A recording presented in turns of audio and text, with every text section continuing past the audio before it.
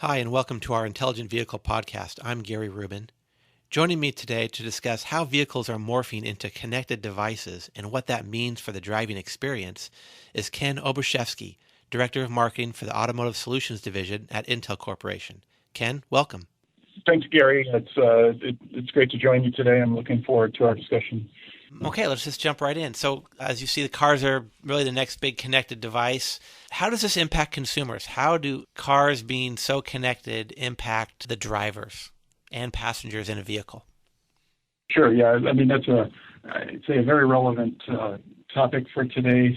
Given the amount of time people spend in their vehicles, whether it's commute time to work, go in the morning and going home every day, or time taking kids around to all their events. Well, obviously, we spend a lot of time in our vehicles. And quite honestly, what consumers want is they want the same experience they get in their everyday life in terms of having our devices being very intuitive with a great user interface, always connected. Our smartphones have really taught us what our expectations are, that any moment in time we expect to be fully connected, staying in touch with our latest emails that are critical to our work life, or social networking, staying in touch with our friends and our families. Mm-hmm. So let's talk a little bit more specifically about the apps that will be available to consumers in their cars. What are you seeing out there that's really interesting, and what do they do, and what would a driver be interested in hearing about today that this app was going to be available and here's what it's going to do? What are you seeing out there? So really what we need the car to do is to, what you might think of as an assistive user interface.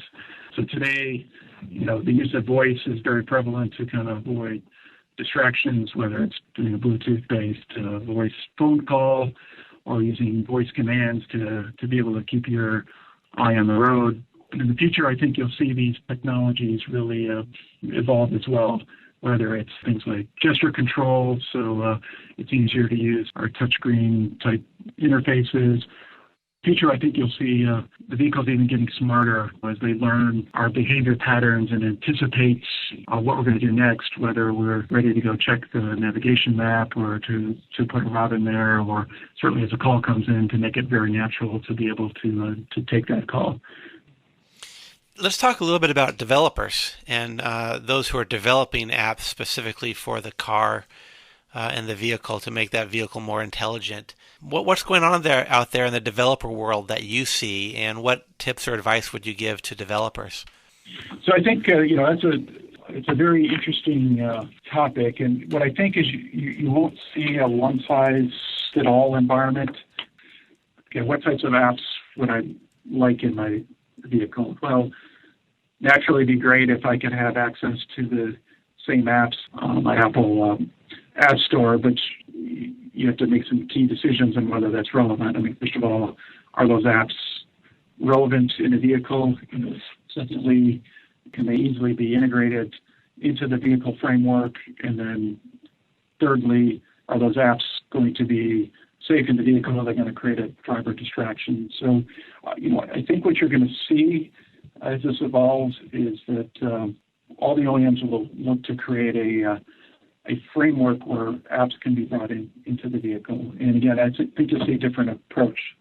So, as I mentioned earlier, Ford has taken the approach with AppLink of allowing developers to actually create apps that can be used in the vehicle.